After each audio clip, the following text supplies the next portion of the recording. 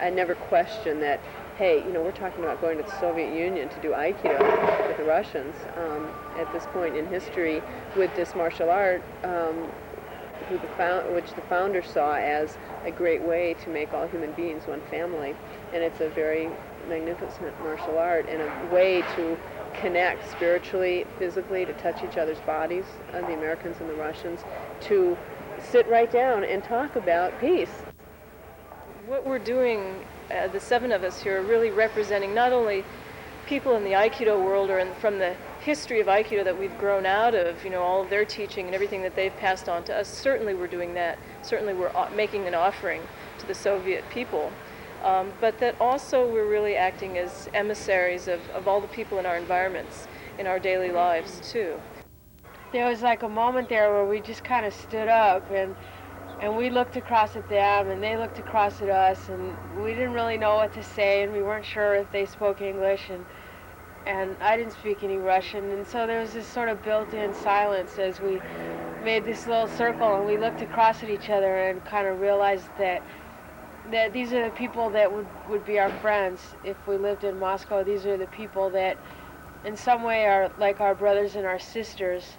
Aikido is an amazing metaphor. They get to talk about two opposing forces coming together and joining, get to physically touch people, which is an incredible experience. How long would you have to wait to actually touch someone when you visit a foreign country? I mean, this is like instantaneously. Get off the plane and 2 hours later we're on the mat and we're touching.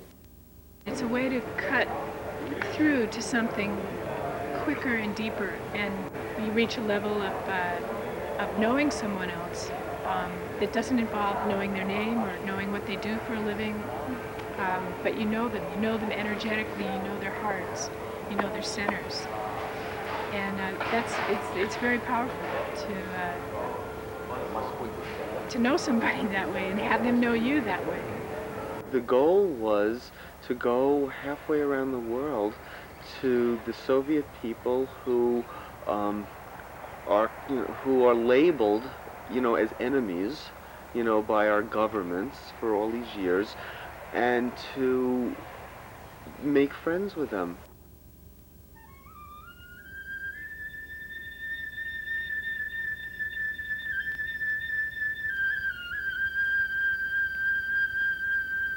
The founder of Aikido, Morihei Ueshiba O-sensei, always spoke of Aikido as a way to make all human beings one family. He himself very much held a vision of world peace and of Aikido as a means towards establishing world peace. So I see myself and all the Americans who are traveling now to the Soviet Union as part of realizing his vision, trying to translate that in a practical way. And that means our face-to-face encounters with the Soviets, not only on the mat, off the mat, in their homes, sightseeing, getting together, after class, eating, meeting each other, meeting each other's children, talking about our jobs and what we do and who we are and what we think about, and then, grabbing hands and moving our bodies around together on the mat, specifically talking about the philosophy of Aikido, the philosophy of harmony and friendship and nonviolence, and how to really live in harmony with the universe. I began to study Aikido 6 years ago in Moscow University. There was a small group of Aikidokas, maybe 20 or 25 members of our group were there. And a year ago I began to study, to teach Aikido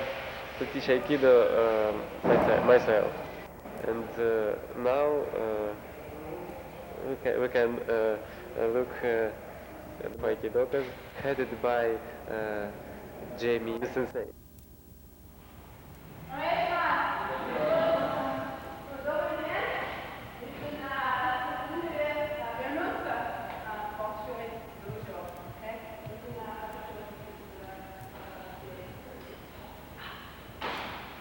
Aikido is about energy, and the ways that human beings communicate, even when we speak the same language, What's really going on is at an energetic level. It's at a level that that comes through movement, that comes through eye and hand expression, that comes through, you know, we can call it a sixth sense that we're all responding to.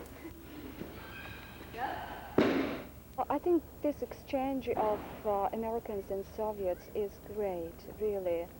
That's a very good thing to do. We, first of all, we learn from each other. And I don't mean only Aikido, it's everything. When we went 2 years ago, we looked around and we did find a group of about a dozen Aikidoists in the Soviet Union. They were practicing at Moscow University. They had learned the Aikido they knew from a Japanese student who was in Russia at the time, studying Russian language. That was in 1983. So there was this group of about a dozen, all men, one woman, who knew a little bit of Aikido 2 years ago. And the others who came were all basically brand new to the art. Today, just 2 years later, I don't know the numbers, I would guess 500, 1,000 people are practicing Aikido. Now, not everybody has gis. A lot of people have gis. Some people don't because they don't have martial arts supply stores. They just don't have this kind of consumer goods. But people have handmade gis.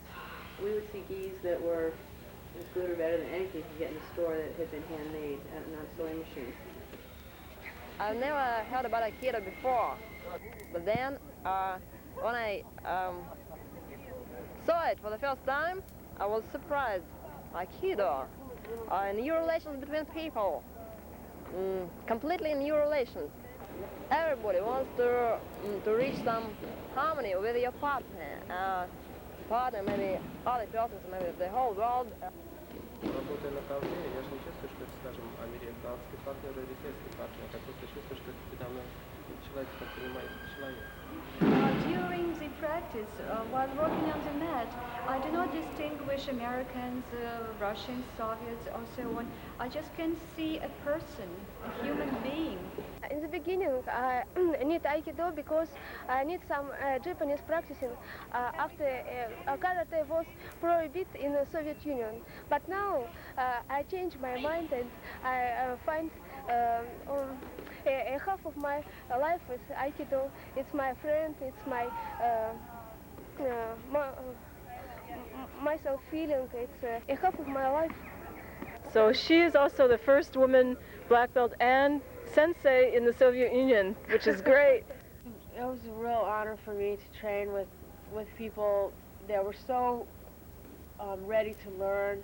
They were so willing to put themselves out, to put all the energy they had into training.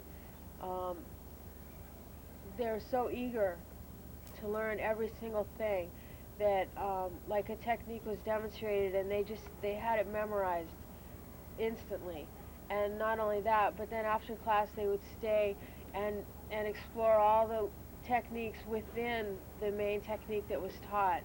And so like this little grain of knowledge that they got instantly grew into this major resource for them.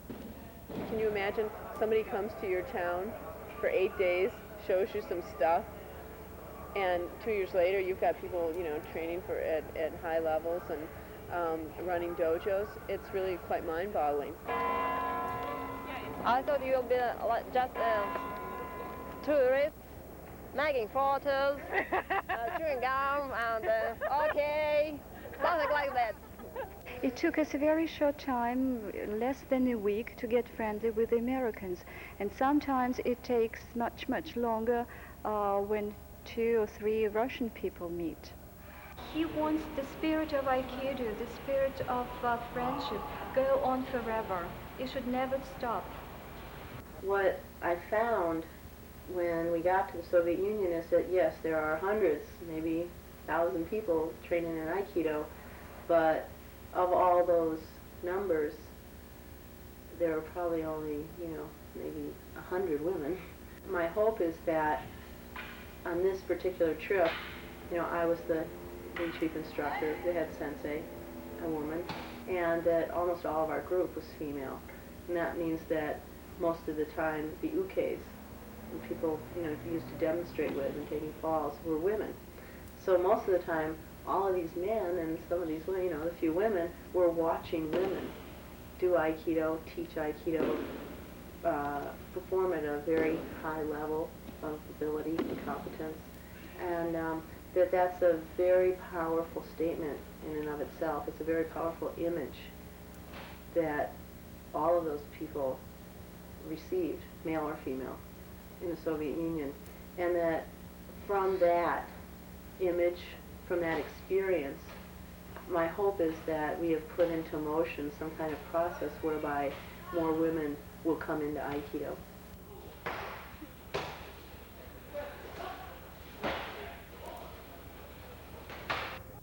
Going on this trip to the Soviet Union, an Aikido trip, an Aikido diplomacy trip, I had an extra mission, an additional mission, which was as a teacher, as an elementary school teacher, to go over and make contact with at some school.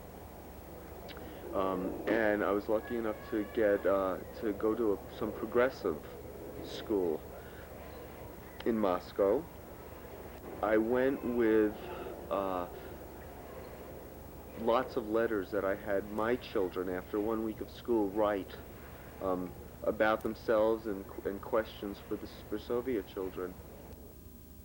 The whole American crew of 7, and a few of our Russian friends were there, and we got to do a little Aikido demonstration and meet some of the children at the first grade level there, which was real sweet, just to see their, they're just innocent, beautiful faces go from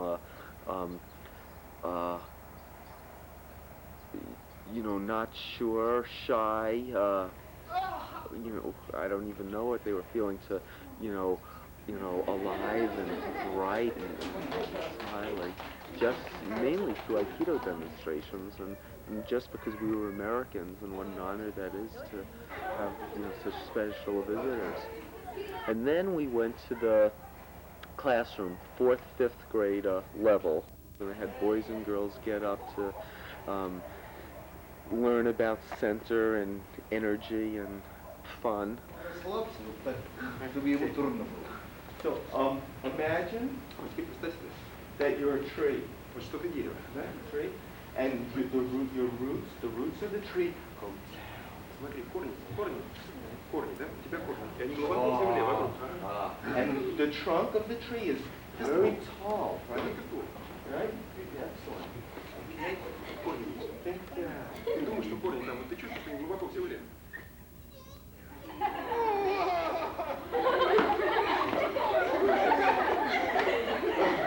Very good, thank you. Right?